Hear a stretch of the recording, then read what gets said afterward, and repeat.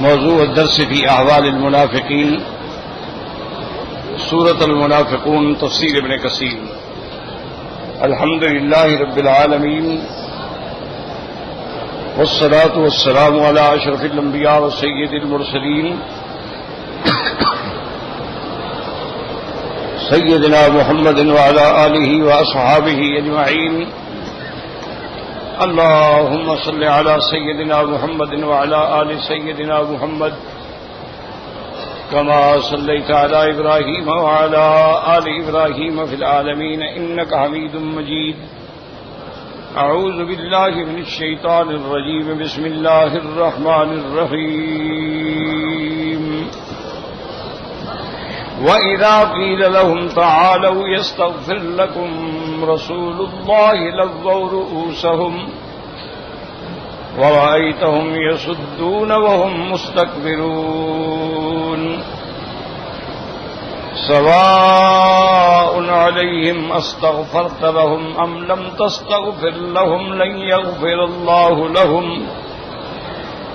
إن الله لا يهدي القوم الفاسقين. هم الذين يقولون لا تنفقوا على من عند رسول الله حتى ينفضوا ولله خزائن السماوات والأرض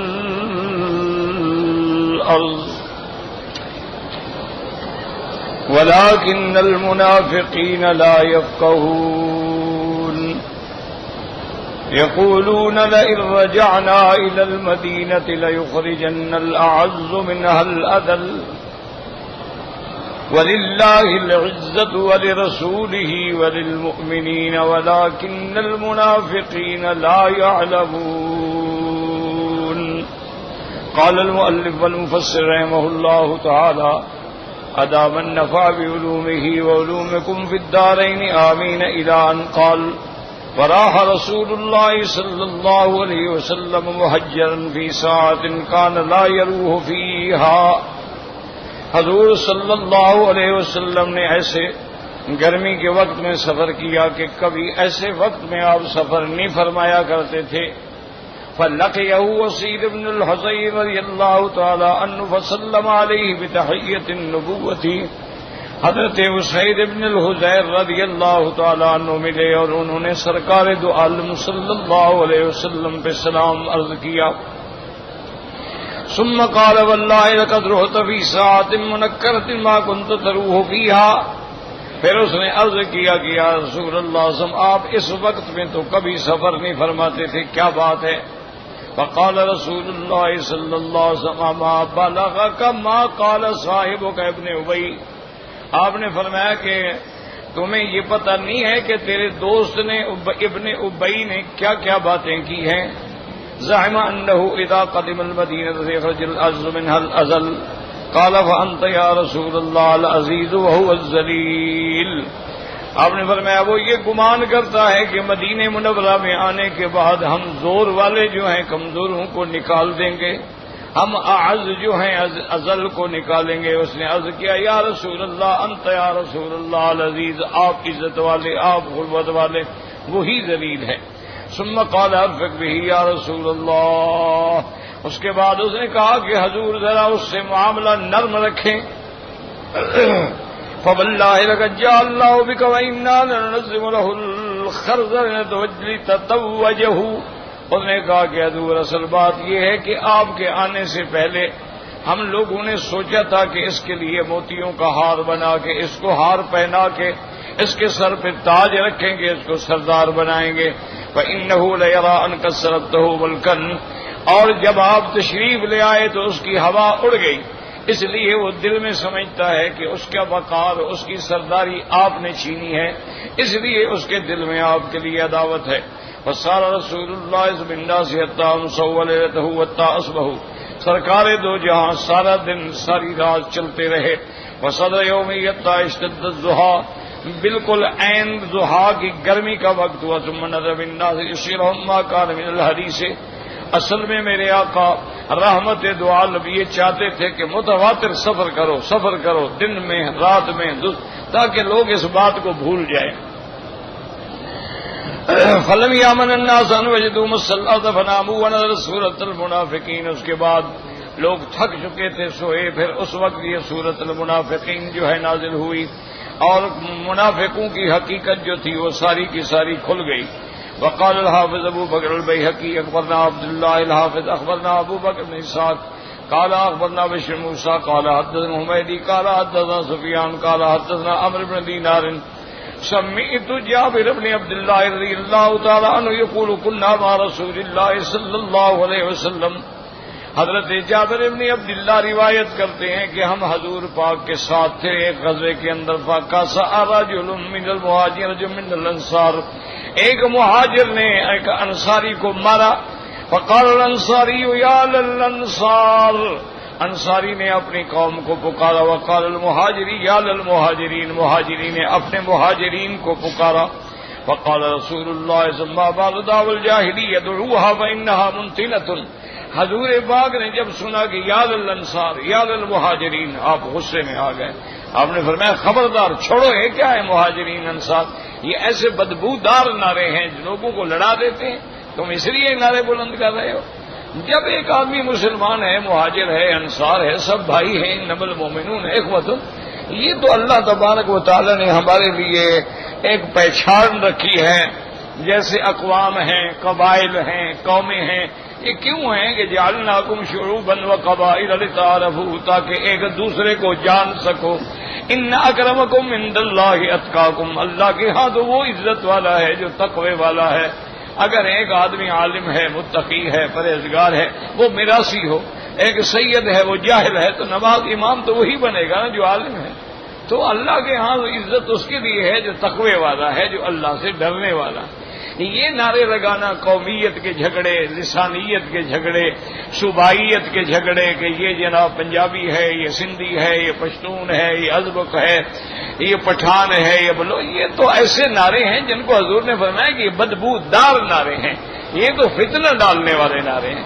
ایسے نعرے کبھی نہیں لگانے چاہیے اور نہ قوموں کو تقسیم کیا جائے. وقال عبد الله بن ابي وقد فعلوها والله لا رجعنا الى المدينه ليخرجن الاعز منها الاذل. عبداللہ ابن ابی کہنے لگا جو انہوں نے کرنا تھا وہ تو کر لیا کہ ہمارے بندے کو مارا. اب جب ہم مدینہ منورہ میں جائیں گے تو ہم ان کو نکالیں گے. قال جابر وكان الانصار بالمدينه اكثر من المهاجرين قال رسول الله صلى الله عليه وسلم. حضرت جابر فرماتی ہیں کہ جب ابتدا میں حضور تشریف لے آئے تو انصار زیادہ تھے، مہاجرین تھوڑے تھے. لیکن بعد میں الحمدللہ مہاجرین بڑھتے بڑھتے مہاجرین بھی زیادہ ہو گئے. فقال عمر دانی اضربون کا حضرت منافق. حضرت عمر نے عرض کیا کہ یا رسول اللہ، اس منافق نے جو گستاخی کی ہے مجھے اجازت دیں کہ میں اس کی گردن اڑا دوں. فقال النبی صلی اللہ علیہ وسلم حدث الناس ان محمد یقتل اصحابہ. حضور نے فرمایا عمر چھوڑ دو، لوگ کہیں گے کہ حضور پاک اپنے ساتھیوں کو بھی قتل کر رہے ہیں. لیکن یہاں پر ایک مسئلہ یاد رکھ لیں،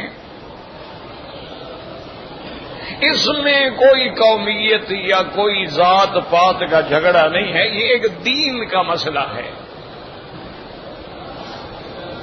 کہ اگر کوئی اللہ نہ کرے اللہ نہ کرے اللہ نہ کرے میرے مدنی پاک کی شان میں گستاخی کرے، تنقیص کرے، توہین کرے، اس کی سزا بھی شریعت اسلامی میں قتل ہے کہ ایسے زندیق کو قتل کیا جائے. اور ایسے واقعات یعنی ہو چکے ہیں کہ جب میرے آقا رحمت دو عالم محبوب دو جہاں صلی اللہ علیہ وسلم فتح مکہ پہ تشریف لائے، اللہ نے طاقت دی، اللہ نے غلبہ دیا، مکہ سارا فتح ہو گیا. اور خدا کی شان یہ ہے کہ حضور نے بھی اپنی رحمت کا اظہار فرمایا اور اعلان کر دیا کہ من القى السلاح فلہ امان. جو اپنا ہتھیار پھینک دے اس کو امان، اس سے مت لڑو.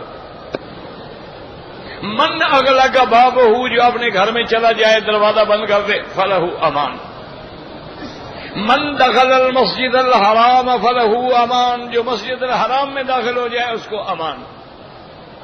من دخل دار ابی سفیان فلہ امان. جو ابی سفیان کے گھر میں داخل ہو جائے اس کو بھی امان. آپ نے فرمایا جتنے بوڑھے لوگ ہیں جو جنگ کرنے کے قابل نہیں ان کو بھی امان، جتنے چھوٹے بچے ہیں جنگ کرنے کے قابل نہیں ان کو بھی امان، اور جتنی عورتیں ہیں جو مقاتلہ نہیں ہیں یعنی جنگ میں شریک نہیں ہیں ان کو بھی امان۔ تو امان امان امان کا شور ہو گیا۔ صحابہ کہتے ہیں ہم نے تو سوچا تھا کہ آج ہمارا بدلہ لینے کا وقت ہے، آج ہم قریش سے بدلے لیں گے جو ہم پر ظلم کیے تھے انہوں نے، لیکن حضور نے تو سب کو امان دے دی، امان امان امان ہو گئی۔ لیکن اس کے ساتھ رحمت دو عالم نے فرمایا کہ یہ 3 آدمی ہیں جن میں عقبہ بھی تھا کہ یہ وہ لوگ ہیں کان یحجو رسول اللہ صلی، یہ حضور کی شان میں گستاخی کرتے تھے، تنقیص کرتے تھے، شعر لکھتے۔ آپ نے فرمایا یہ جہاں ملے ولو تحت استار الکعبۃ، کعبے کے غلاف کے نیچے بھی چھپ جائے تو ان کو قتل کر دو۔ تو ہمیشہ یاد رکھیں کہ گستاخ رسول کی سزا قتل، یہ اللہ کے رسول کا فیصلہ ہے۔ جیسے کہ صحیح روایات میں موجود ہے کہ ایک نابینا شخص تھے، صحابی تھے میرے مدنی پاک کے، اس کی بیوی جو ہے وہ گستاخ تھی سرکار دو عالم کی، اس کے 2 بچے بھی تھے اس نابینا آدمی کے، وہ رات دن اپنی بیوی سے کہتا کہ تم بکواس نہ کرو، حضور کی شان میں گستاخی نہ کیا کرو، لیکن وہ باز نہ آئی۔ آخر ایک دن اس نابینا صحابی نے باقاعدہ خنجر چھپایا اور بظاہر خاموش رہا، اور رات کو جب فراش پہ بستر پہ لیٹے میاں بیوی تو اس نے بس خنجر پکڑا اور سینے پہ چڑھ کے مار مار کے ٹکڑے کر دیے، وہ مر گئے۔ محلے میں شور ہو گیا، صحابی نے کہا بھی دیکھو بات سنو، تم زیادہ لوگ جذبات میں نہ ہو، مجھے حضور پاک کے سامنے پیش کر دو، میرا قصہ حضور کے سامنے رکھ دو، جو فیصلہ فرمائیں گے مجھے قبول ہے۔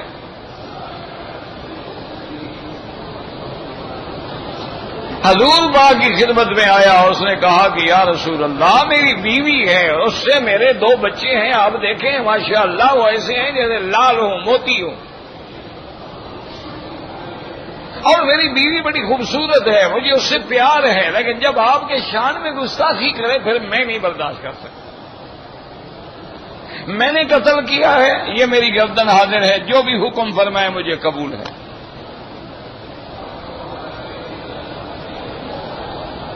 تو حضور نے فرمایا کہ انتظار کریں۔ کچھ صحابہ نے کہا کہ یا رسول اللہ اس نے آپ کی شان کی وجہ سے قتل کیا ہے، ایسے آدمی کو قتل کی سزا نہیں دینی چاہیے۔ حضور نے فرمایا ہم تو اللہ کے فیصلے کے منتظر ہیں، جب تک اللہ فیصلہ نہ فرمائے فیصلے کا۔ تو اللہ تبارک و تعالیٰ نے حکم جاری کر دیا کہ میرا مدنی جو آپ کے گستاخ ہیں ان کا خون دمہ حضرن، اس کا خون ایسے ہے جیسے کتے کا خون ہے، اس کی کوئی قیمت نہیں،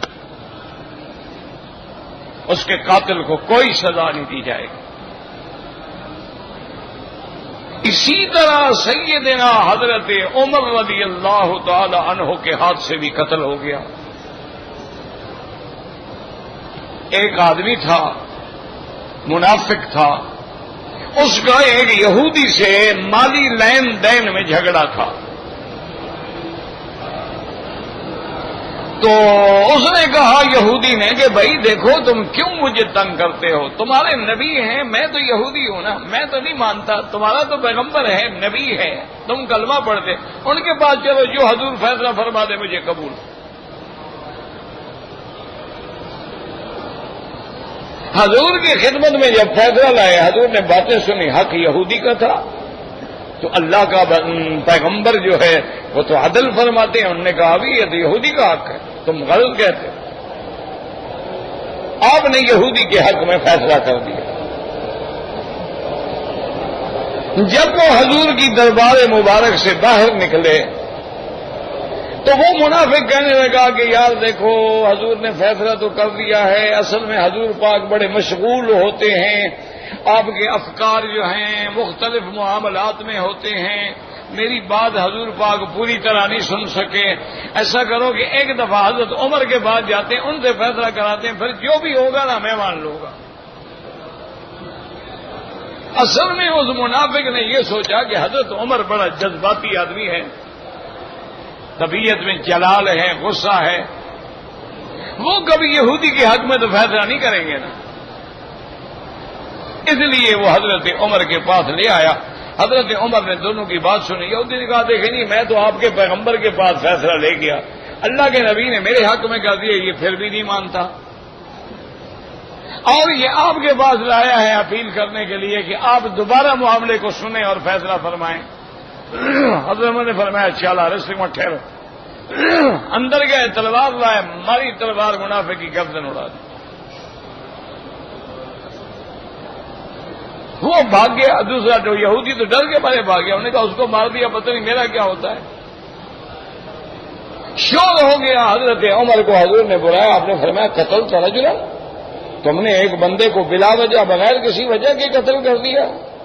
اس نے کہا حضور اس کی سزا اگر قتل ہے تو مجھے قبول ہے، لیکن واللہ مجھے اپنے اللہ کی قسم ہے جو میرے مدنی کے فیصلے کو نہیں مانے گا عمر کا تلوار فیصلہ کرے گی، میں نہیں باز آ سکتا کہ حضور کا فیصلہ نہ مانے، میں دیکھتا رہوں۔ اب حضور خاموش ہو گئے کہ مسئلہ قتل کا ہے، بہرحال ایک بندہ قتل ہوا ہے، قتل معمولی بات تو نہیں ہے نا، ایک انسان کا قتل جو ہے وہ تو پوری انسانیت کا قتل ہوتا ہے، انسان کوئی بھی ہو۔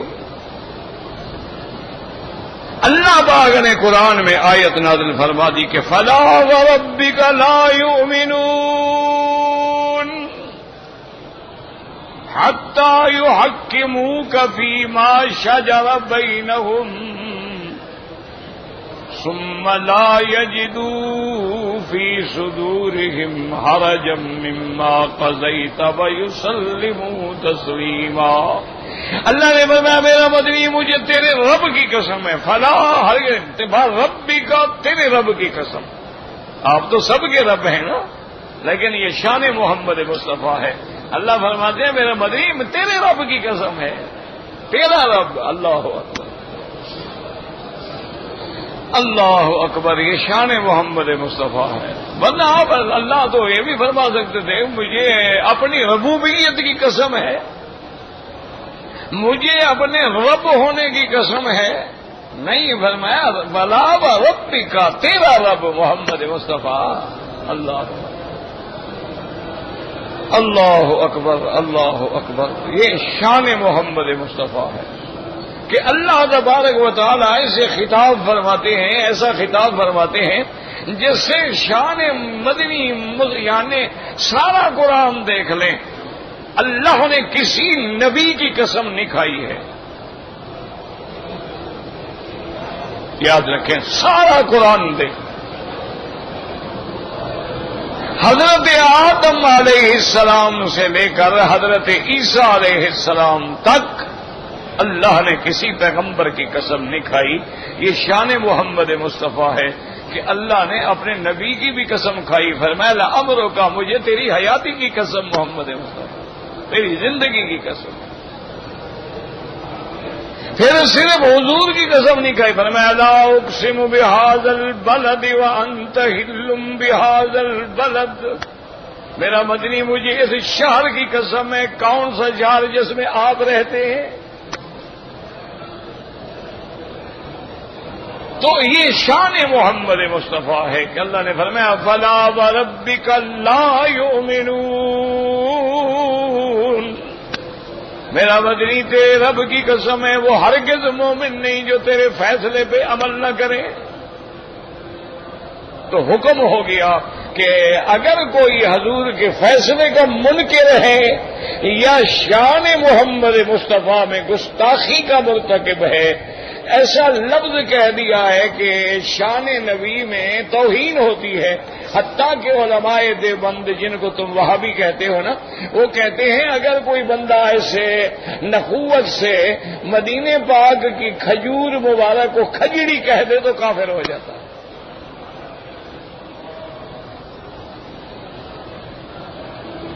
کہتے ہیں مدینے پاک کی کھجور کی توہین کرے، اس کو نسبت ہے محمد مصطفیٰ سے۔ مدینہ منورہ ایمان سے کہیں اگر یار حضور نہ جاتے تو کوئی مدینہ جاتا بلا؟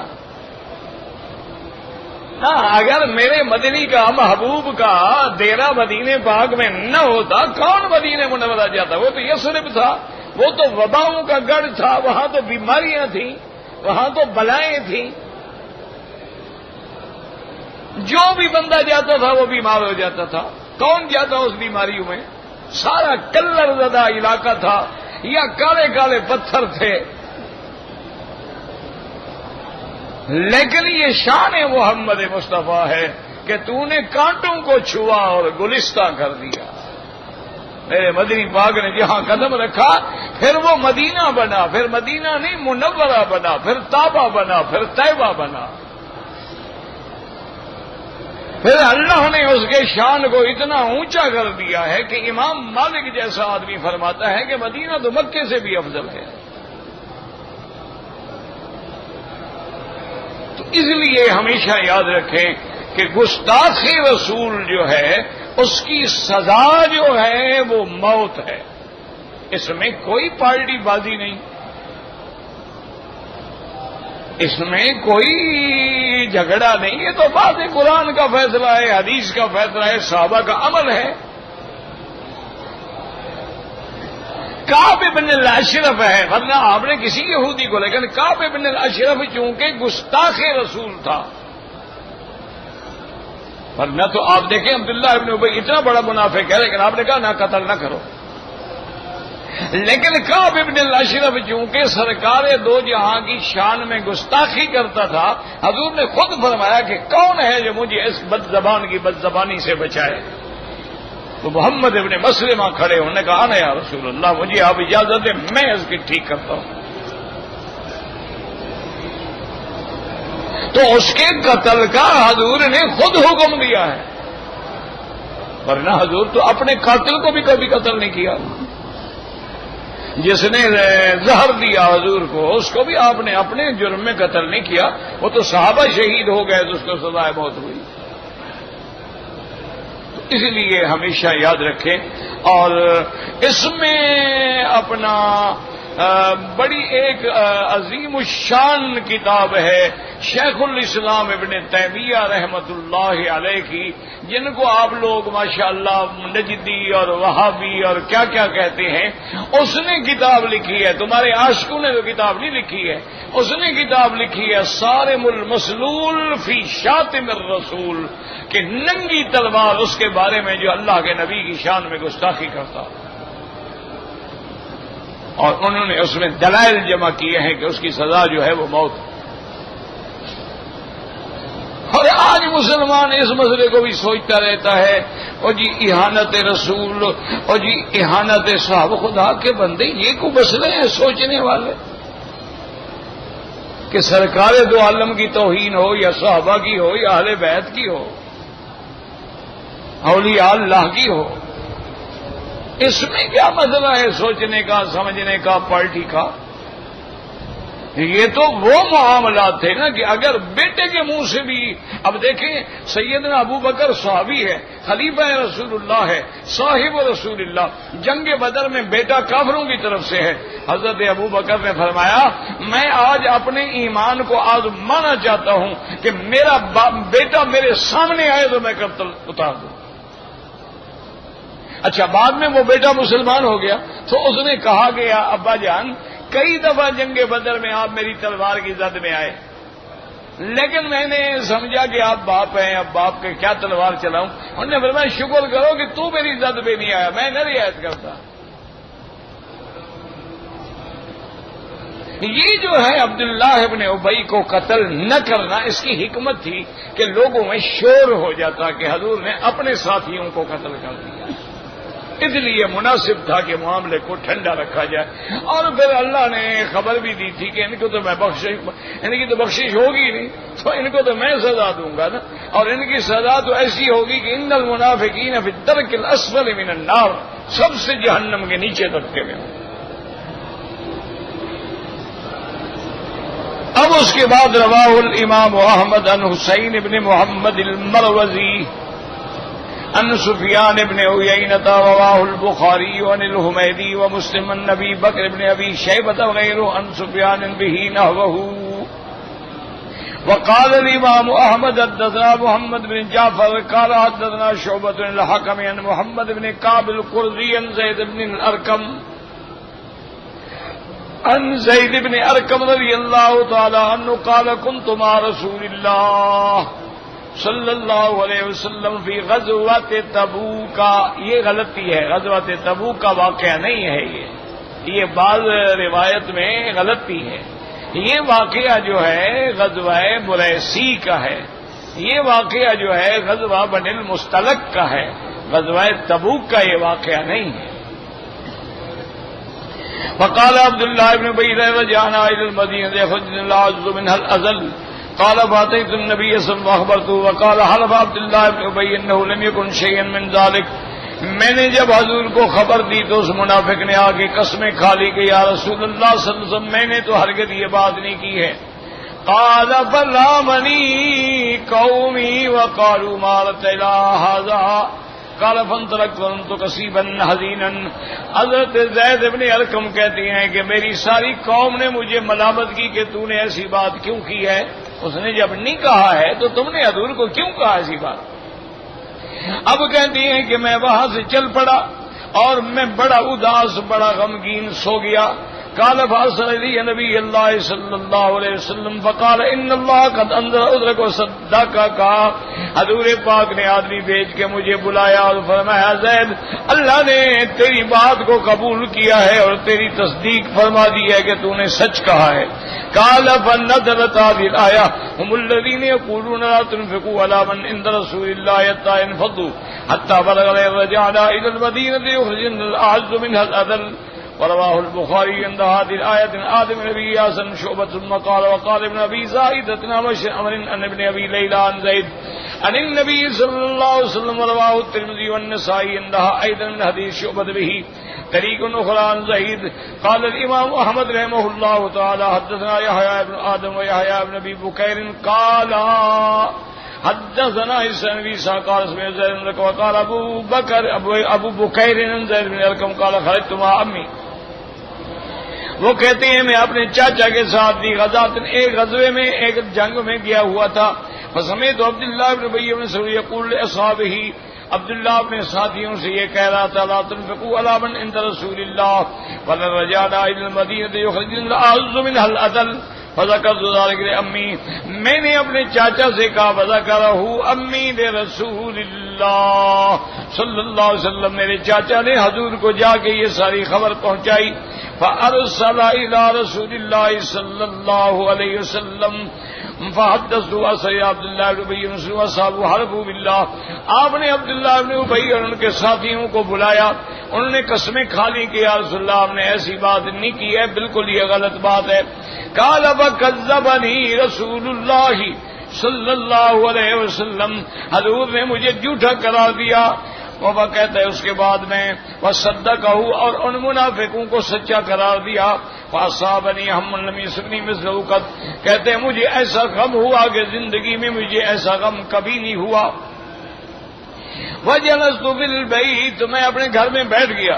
فقال امی ما اردت الا ان كذب رسول اللہ ما کہا میرا چاچا بھی ناراض ہو گیا. اس نے کہا تم نے ایسی بات کیوں کی جس نے اللہ کے رسول کو بھی ناراض کر دیا، اللہ کے رسول نے تجھے جھوٹا قرار دیا.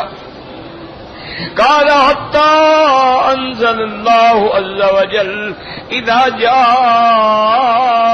المنافقون الى اخره. قال وبعث إلي رسول وقال ثم قال ان اللہ قد صدقك، اللہ نے یہ قرآن میں آج سورت مبارک اتاری تو پھر حضور نے مجھے بلایا اور فرمایا زید تمہیں اللہ نے سچا قرار دے دیا ہے، تیری تصدیق جو ہے وہ اللہ نے عرش سے کر دی ہے، تو نے سچ کہا تھا اور منافق جو ہیں وہ جھوٹے تھے۔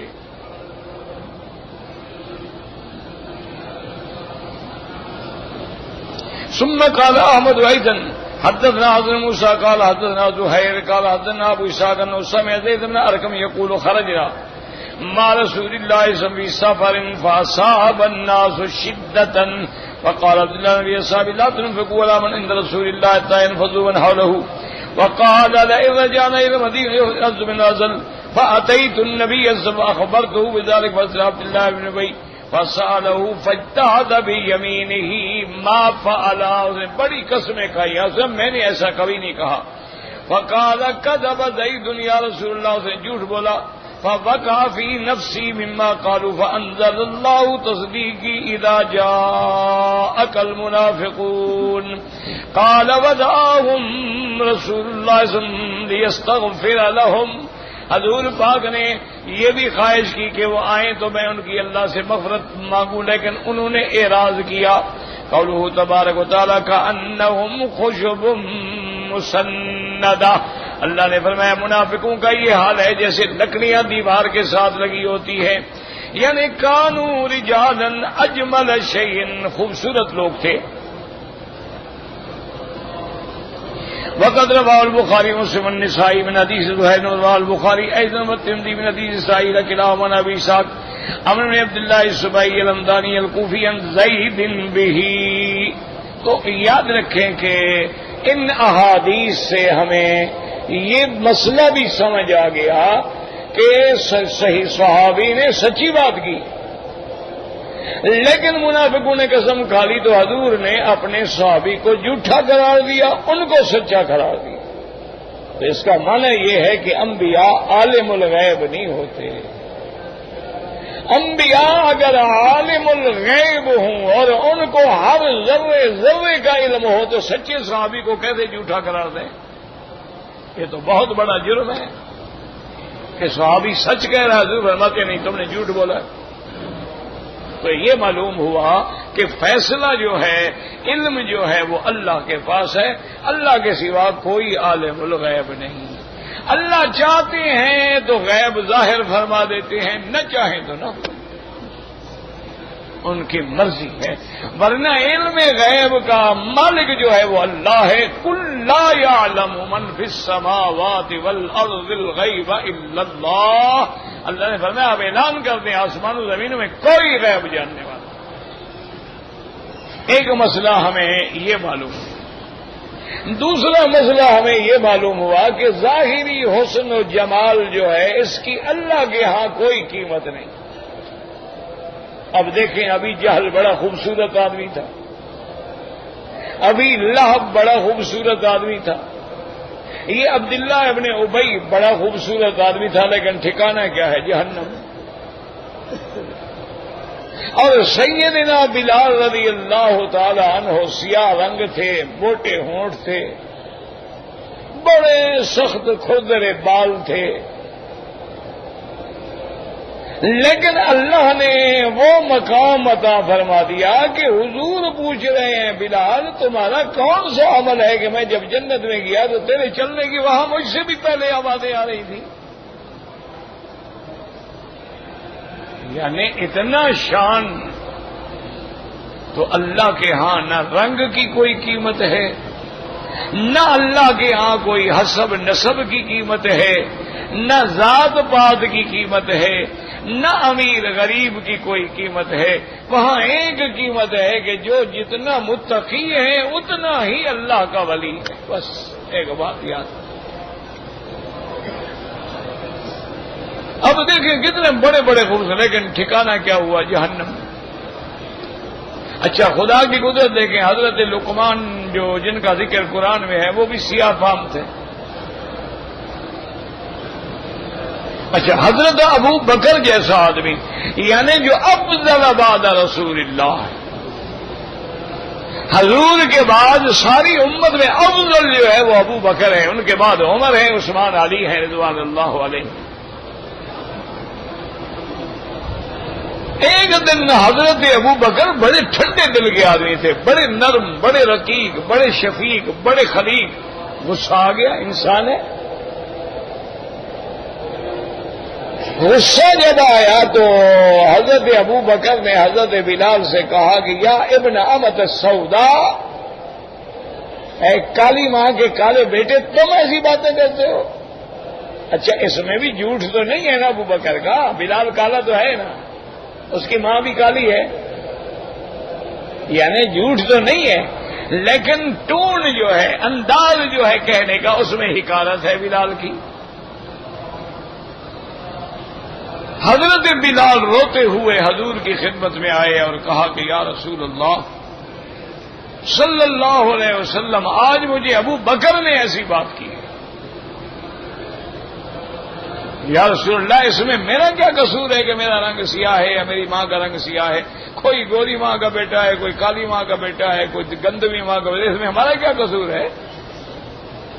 اللہ نے مختلف علاقے بنائے ہیں، بعض علاقوں کے لوگ گورے ہوتے ہیں، بعض کے کالے ہوتے ہیں، بعض کے گندم گو ہوتے ہیں، اس میں ہمارا کیا قصور ہے؟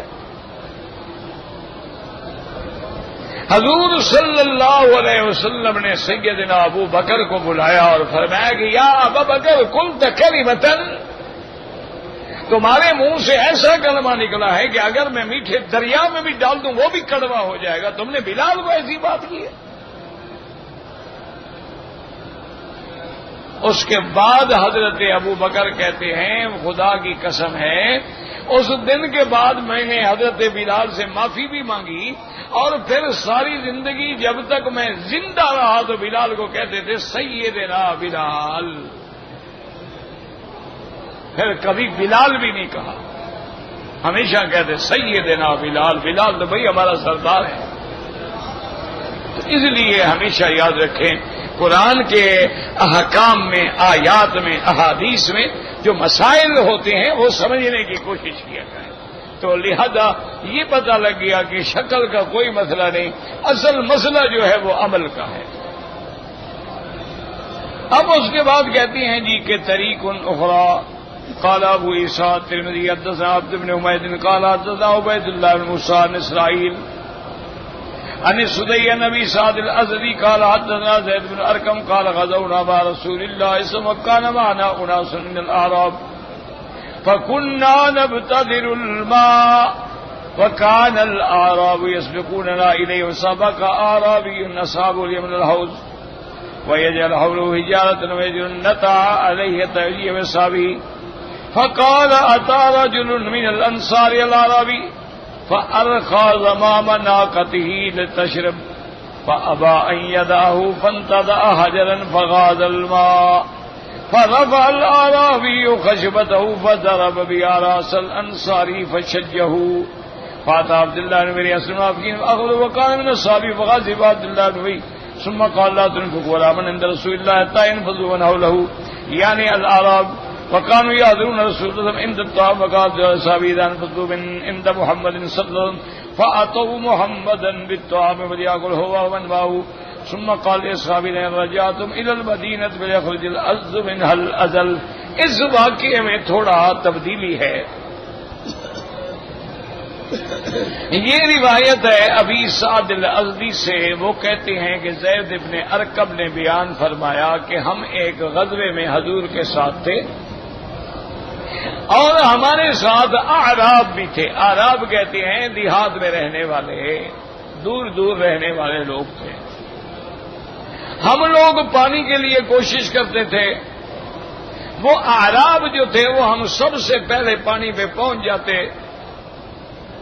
فسبق اعرابی اصحابہ، ایک اعرابی جو ہے وہ جلدی جلدی دوڑا، اس نے جا کے اس پانی کے حوض پہ قبضہ کیا، اس کے ارد گرد میں پتھر رکھے تاکہ پانی جو ہے وہ بہہ نہ جائے، اور اپنا چمڑے کا ایک ٹکڑا تھا وہ بھی اوپر ڈال دیا کہ کوئی اس میں مداخلت نہ کر سکے۔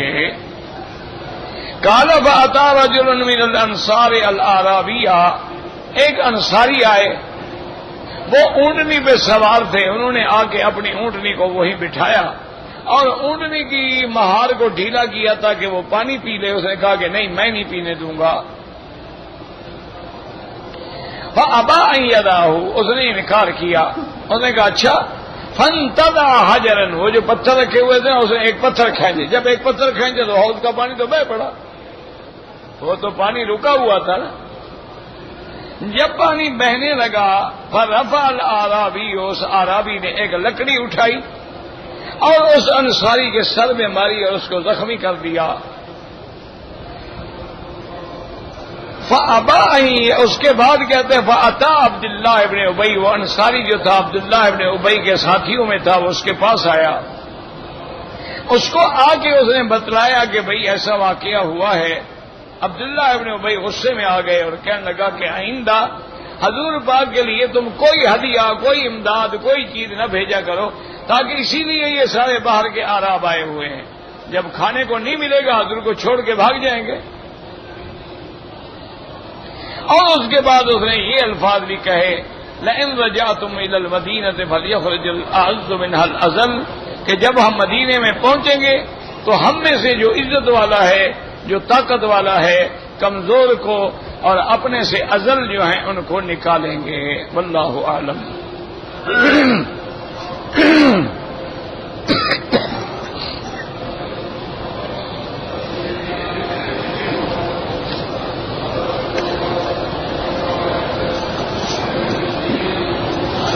کہتے ہیں جی کہ میرے بڑے بھائی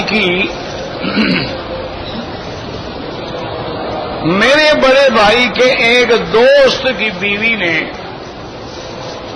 مجھے منہ بولا دیور بنایا ہوا ہے، اور ہم ٹیلی فون پہ بڑی لمبی لمبی باتیں کرتے ہیں. یہ بالکل گناہ ہے. کوئی دیور شیور جو ہے منہ بولا نہیں بنتا، بلکہ جو حقیقی دیور ہے، یعنی جو تمہارے شوہر کا بھائی ہے، تمہارا دیور ہے، حضور نے فرمایا الحمو الموت، سب سے زیادہ اس سے پردہ کیا کرو، یہ تو تمہارے لیے موت ہے. حضور فرماتے ہیں موت ہے اور تم کہتے ہو دوست ہے. اب تمہاری بات کو رکھا جائے سامنے، حضور کی بات کو رکھا جائے. اور کسی غیر محرم عورت سے ٹیلی فون پہ باتیں کرنا حرام ہے، ناجائز ہے. اسی لیے اللہ تبارک و تعالی نے قرآن میں حکم دیا ہے کہ اگر کوئی آدمی آ کے دروازہ کھٹکھٹائے یا ٹیلی فون پہ کسی کے گھر میں ٹیلی فون کرے اور اتفاق سے ٹیلی فون عورت اٹھا لے تو حضور نے فرمایا کہ فلا یخضعن بالقول، خبردار نرم بات نہیں کرنا. فیطمع الذی فی قلبہ مرض، اگر تم نے اس سے نرم بات کی اور بڑے جناب کیا حال ہے جناب، آپ کون صاحب بات کر رہے ہیں، کیا نام ہے، بڑی خوشی ہوئی آپ کی آواز سن کے. فیطمع الذی فی قلبہ مرض، جس کے دل کے اندر زنا کی بیماری ہے، وہ پھر کہے گا کہ چلو بھائی اب اتنا بات تو بن گئی ہے، باقی کام بھی ہو جائے گا، تو پھر وہ آگے بڑھے گا. اس لیے حکم ہے کہ عورت اس کے ساتھ سختی سے جواب دے دے بھی گھر میں کوئی نہیں، بعد میں فون کرو، تاکہ کوئی آگے بڑھنے کا سوچ ہی نہ سکے. اگر تم نے ایک دفعہ نرم بات کی تو پھر تو وہی ہوگا نا کہ وہ دامن سے پھر پینچے پہ پہنچیں گے. انا للہ و انا الیہ راجعون. کوئی دیور محرم نہیں ہوتا، کوئی دیور کے سامنے بغیر پردے کے جانے کی اجازت نہیں ہے.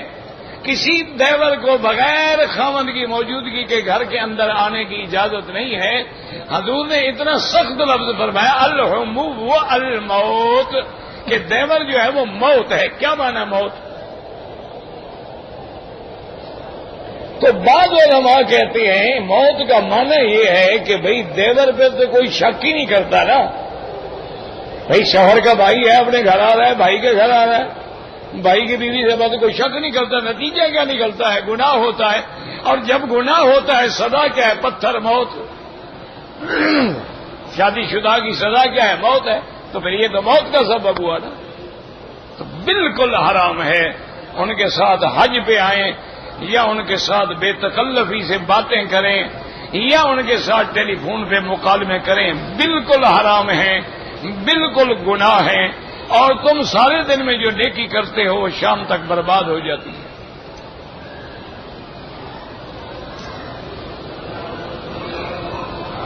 کہتے جی کہ رمضان المبارک میں جو بشارت ہے کہ اگر کوئی آدمی رمضان میں عمرہ کرے، عمرۃ فی رمضان تعدل حجۃ معی او کما قال، حضور نے فرمایا کہ رمضان میں عمرہ کرنا ایسے ہے جیسے میرے ساتھ حج کیا۔ اب بعض علماء تو فرماتے ہیں یہ صرف اسی بیوی کے لیے حکم تھا اور کسی کے لیے نہیں ہے کہ وہ حج پہ نہ جا سکی حضور کے ساتھ۔ اس نے آ کے حضور کے آگے عرض کیا یا رسول اللہ میں تو حج پہ نہ جا سکی، محروم ہو گئی۔ آپ نے فرمایا رمضان میں عمرہ کر لو تمہیں وہی ثواب ملے گا۔ بعض علماء تو کہتے ہیں کہ یہ تو مسئلہ ہی صرف اسی کے لیے، باقی کے لیے ہے ہی نہیں۔ لیکن جمہور ائمہ فرماتے ہیں کہ نہیں، یہ حکم عام ہے۔ اگر صرف اسی عورت کے لیے ہوتا تو حضور فرما دیتے بھی صرف تمہارے لیے ہے اور کسی کے لیے نہیں۔ لیکن جب حضور نے آگے پابندی نہیں لگائی تو معنی یہ ہوا کہ یہ حکم عام ہے، جو بھی رمضان میں عمرہ کرے گا انشاءاللہ اس کو اللہ ایسا ثواب دیں گے جیسے حضور پاک رحمت دو جہاں کے ساتھ حج کیا صلی اللہ علیہ وسلم۔ اب یہ ہے کہ حدیث میں تو ہے عمرہ، اب عمرہ مسجد عائشہ سے ہو تو عمرہ ہے، جعرانہ سے ہو تو عمرہ ہے، میقات مدینہ منورہ سے ہو تو عمرہ ہے، میقات طائف سے ہو تو عمرہ ہے۔ اس لیے ائمہ فرماتے ہیں کہ جو بھی عمرہ ہے انشاءاللہ اس پہ یہ ثواب ملے گا۔ لیکن اکثر علماء یہ کہتے ہیں کہ بھائی عمرہ وہ ہے جو آدمی اپنے ملک سے عمرے کی نیت سے آ کے عمرہ کرتا ہے۔ وہ کہتے ہیں قادمن الی مکہ تھا، مکے کی طرف آنے والا اپنے ملک سے اسی نیت سے آیا کہ میں عمرہ کروں گا رمضان میں، تو یہ عمرہ ہے جس کا وہ ثواب ہے۔ یہ جو آدمی مسجد عائشہ سے کرے گا تو یہ تو مکے سے جانے والا ہے، مکے کی طرف آنے والا تو نہیں ہے۔ لیکن بہرحال انشاءاللہ اللہ کی رحمت بہت بڑی ہے، انشاءاللہ اللہ ثواب تو سب کو دیں گے، لیکن اصل عمرہ وہی ہے جو تم اپنے ملک سے آ کے کرتے ہو۔ اصل عمرہ وہی ہے جب تم مدینہ منورہ جاؤ اور واپسی پر احرام مدینے سے باندھ کے آؤ، ذل حلیفہ سے، جیسے حضور پاک نے ہمیشہ مدینے پاک سے احرام باندھا ہے۔ یا کوئی آدمی طائف جاتا ہے، طائف کے میقات سے احرام باندھ لیتا ہے، یعنی میقات کا عمرہ جو ہے انشاءاللہ اس میں تو شک نہیں۔ باقی یہ جو ہے نا چھوٹی چیزیں ہیں یہ بھی انشاءاللہ اللہ چاہے تو اعلیٰ کے ساتھ لگا دے، اللہ کے آگے کیا مشکل ہے۔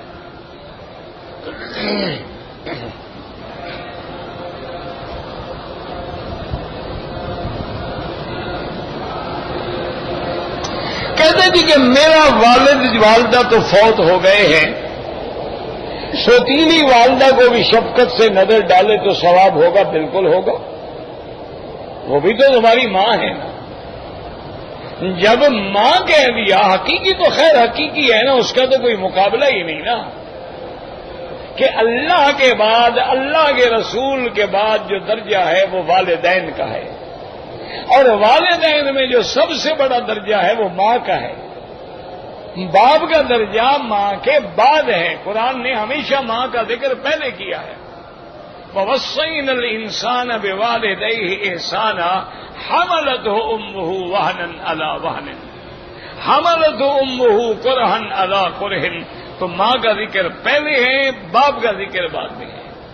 اور صحابی نے بھی حضور سے پوچھا تھا کہ یا رسول اللہ میرے والدین میں مجھ پر سب سے زیادہ حق کس کا ہے؟ آپ نے فرمایا اموں کا، تیری ماں کا حق زیادہ ہے۔ اس نے پھر پوچھا کہ یا رسول اللہ ثم من؟ فرمایا اموں کا، تیری ماں کا حق زیادہ ہے۔ اس نے پھر پوچھا کہ یا رسول اللہ اس کے بعد؟ آپ نے فرمایا اموں کا، تیری ماں کا حق زیادہ ہے۔ اس نے کہا یا رسول اللہ اس کے بعد؟ آپ نے فرمایا ثم ابا کا، پھر تیرے باپ کا حق ہے۔ تو یعنی حضور نے اس کو 3 دفعہ مقدم فرمایا۔ علماء نے لکھا وجہ کیا ہے کہ عورت 3 تکلیفیں اٹھاتی ہے، ایک بچے کو پیٹ میں رکھتی ہے 9 مہینے، یہ تکلیف ہے، دوسرا بچے کی ولادت کے وقت کی تکلیف ہے، اور پھر اس کی رضاعت کے وقت کی تکلیف ہے۔ چونکہ عورت نے 3 تکلیفیں اٹھائی ہیں تو حضور نے بھی اس کو 3 شان عطا فرمائے۔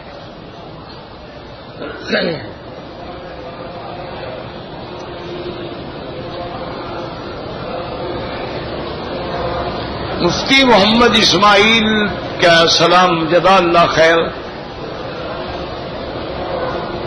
اگر نفلی طواف کر رہے ہیں، حجر اسود پہ اشارہ کرنا یاد نہیں رہا، کوئی بات نہیں، نہ بھی کرو تو کوئی چیز نہیں، بس پہلا اور آخری ضروری ہے، بعد میں نہ بھی ہو تو کوئی مسئلہ نہیں۔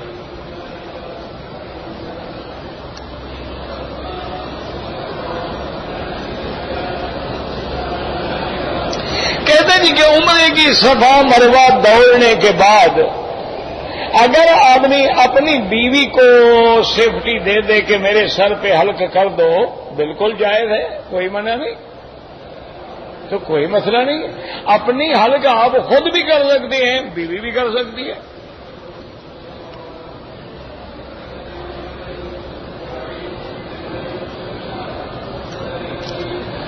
بھائی انشاءاللہ عشاء کے بعد مجھے جب چاہے ملے، لیکن ایک بات سمجھیں کہ جب کوئی آدمی مثلا نماز پڑھ رہا ہے، نماز کے بعد بیٹھے ہوئے اپنا کوئی وہ وظیفہ پڑھ رہا ہے، اس وقت آدمی کو ڈسٹرب نہیں کرنا چاہیے۔ لوگ کہتے ہیں جی وکیل صاحب ناراض، بھائی میں کچھ پڑھ رہا ہوں، السلام علیکم جی، اللہ کے بندے 2 منٹ بیٹھ جاؤ نا، تم بھی تو تکلیف برداشت کر لو نا۔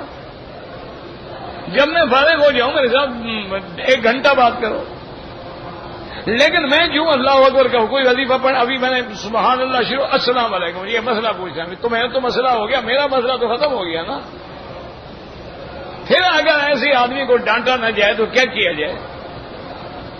تو اس لیے جیسے ہمارے حاجی صاحبان اللہ توفیق دے، فوراً طواف کے بعد جہاں کھڑے ہیں وہیں اللہ اکبر شروع ہو جاتے، سارے طواف روکنے کا گناہ ان کے سر پہ ہوتا ہے جو وہاں نمازیں پڑھتے ہیں۔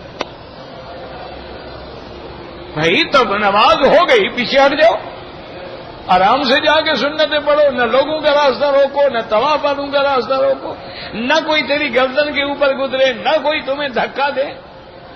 لیکن نہیں، ایک عادت ہے بھائی کھڑے اللہ، یعنی مقصد ہوتا ہے کہ بھئی جہاں میں نے نماز پڑھی ہے یا تو جلدی سے جان چھڑواؤں، ورنہ حضور پاک تو اکثر سنتیں گھر میں پڑھتے تھے، اور بعض علماء نے تو فرمایا کہ جو رات کی سنتیں ہیں وہ تو آدمی لازمی گھر میں پڑھے، جیسے مغرب کے بعد 2 رکعت ہیں، عشاء کے بعد 2 رکعت ہیں، یا مغرب کے بعد 6 رکعت ہیں، یا مغرب کے بعد 20 رکعت ہیں، تو کہتے ہیں یہ ساری گھر میں پڑھے، اور دن کی جو ہیں فجر والی، ظہر والی، وہ مسجد میں پڑھیں۔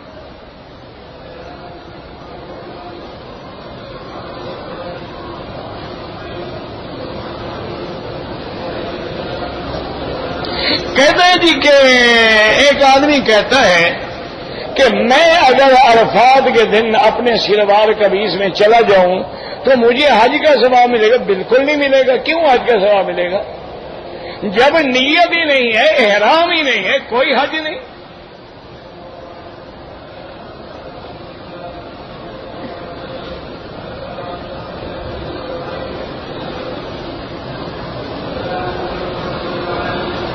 کہتے ہیں جی کہ باب عبدالعزیز کے باہر جو ہے کھڑکی ہے، وہاں ایک 2 پتھر سفید لگے ہوئے ہیں، کہتے ہیں کہ یہاں چاند 2 ٹکڑے ہوا تھا۔ بالکل جھوٹ ہے، یہ تو ابھی بنے، اللہ کے بندے 10 سال بھی نہیں گزرے۔ اور دوسری بات یہ ہے کہ چاند جب 2 ٹکڑے ہوا ہے تو سرکار دو عالم کے صحابہ نے آنکھوں سے دیکھا ہے، اور وہ تو میدان میں تھے، اجیاد کے میدان میں، اور فرمایا کہ آدھا چاند جو ہے غار ہرا کے اس طرف تھا اور آدھا چاند غار ہرا کے اس طرف تھا۔ وہ تو حضور پاک بھی اجیاد میں تھے، یہاں تھوڑے کھڑے تھے کہ یہاں چاند کا 2 ٹکڑے ہوا تھا۔ اچھا پھر یہ دیکھو چاند آسمانوں پہ ہے یا زمین پہ ہے کہ یہاں آگے 2 ٹکڑے اس کو چاقو سے ذبح کیا گیا تھا؟ کوئی عقل کرو، اللہ نے عقل بھی دیا ہے کہ نہیں دیا؟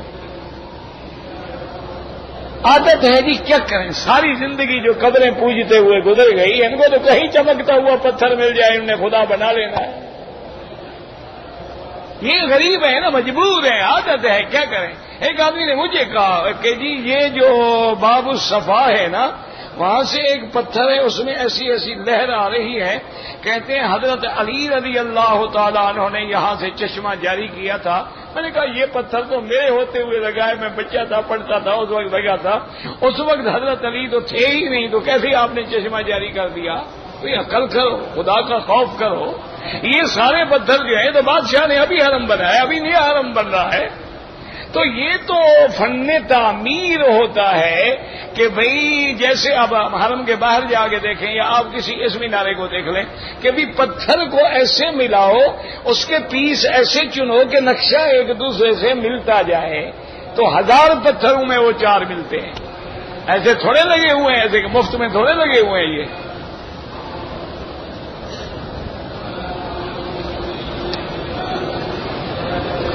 اگر عصر کے بعد طواف کیا ہے، حنفی مسلک میں 2 رکعت مغرب کی نماز کے بعد پڑھیں. باقی ائمہ کے نزدیک جائز ہے.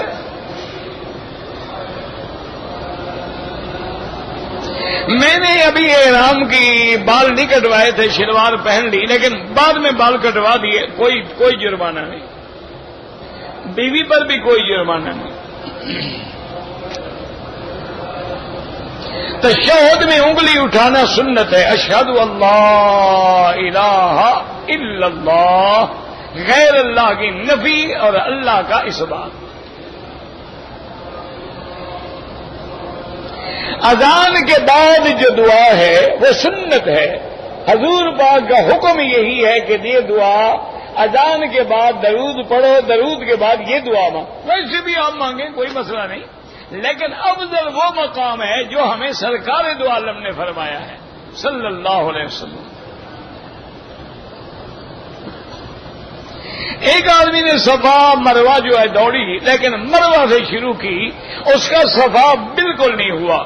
اگر اس نے بال کٹا کے احرام کھول دیا ایک دم پڑ گئی. ان الصفا والمروہ، پہلے صفا ہوگی، ختم مروہ پہ ہوگا.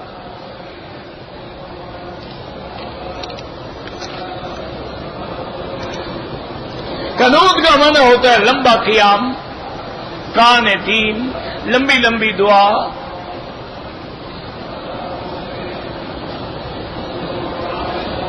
کہ جب اللہ کے رسول نے جنازہ پڑھایا تو سفید تاک تو ویسے بھی اللہ کو محبوب ہے نا، ان اللہ وطر یحب الوطر.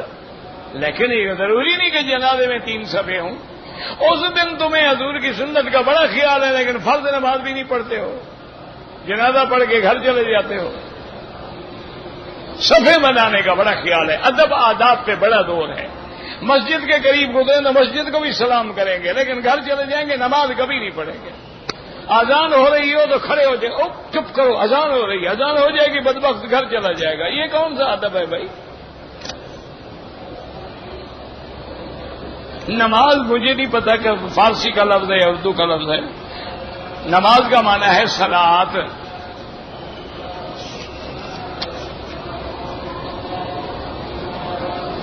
میں نے 25 شوال کو عمرہ کیا ہے. اب حج تمتع ہوگا آپ کا. زندہ کے لیے کوئی عمرہ نہیں، اپنے لیے کرو، ان کے لیے دعا کرو.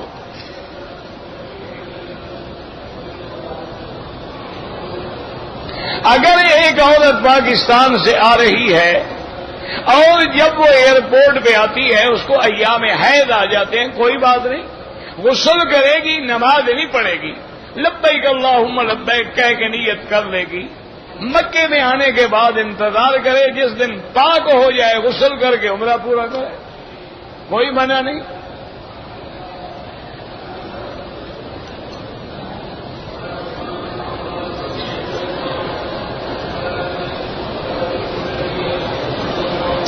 میرا بھائی عمرہ ہو یا حج ہو، افضل یہ ہے کہ اس طرح پھروائے، ورنہ جتنے بال ہیں پورے سر کا چوتھا حصہ کٹ جائے. اب تمہاری مرضی ہے.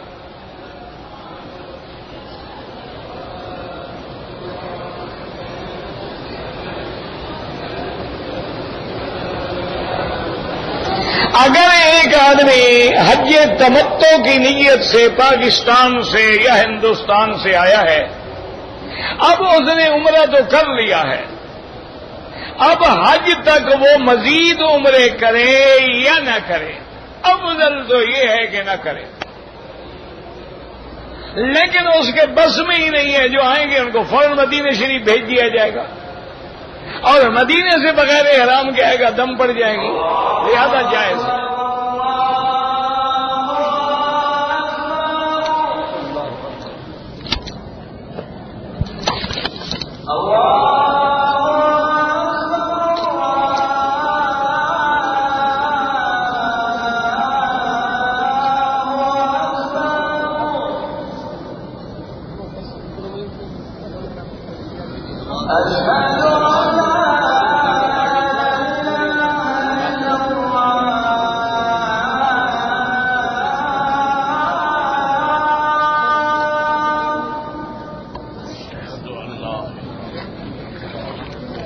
أشهد